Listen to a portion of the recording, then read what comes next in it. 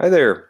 Welcome. This is Jeremy from Talkable, and today we're going to be doing a platform training. This will be a 5-part video series. With this first video, we'll talk about what we'll cover, and we'll go through making a user account in Talkable, as well as some other pieces there in the site settings. Then we'll follow up with 4 more videos. The first one will cover the referral dashboard, how to keep track of all of the metrics that you want to keep track of for your referral program and what those metrics are.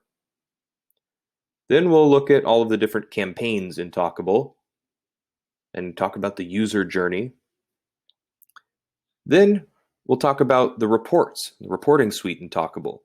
What are some most used reports? How to pull data in these reports.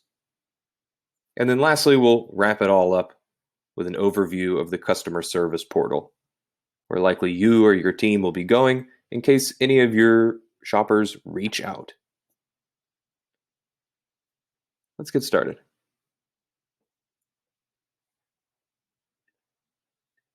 So first things first, when you log into Talkable, this is what you will see.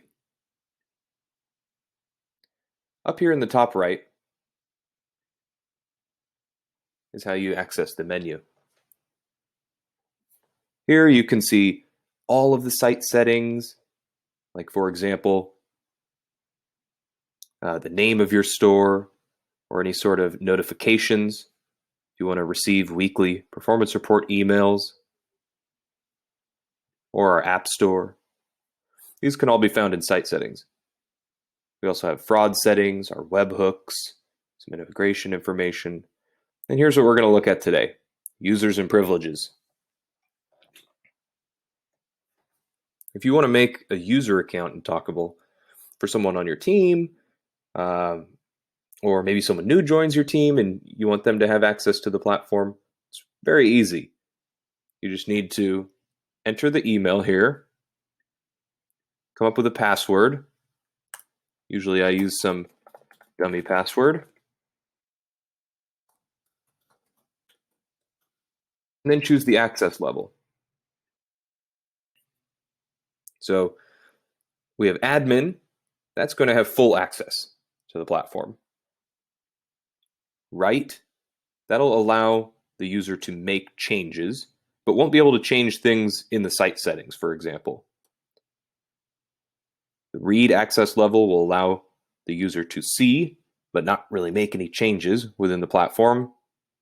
And then lastly, CSP only. That's for our customer service portal.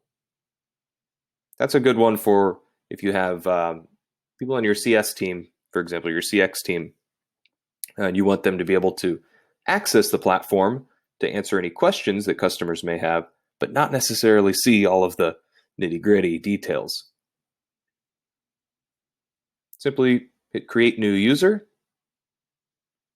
and then we'll add them here down to the active users.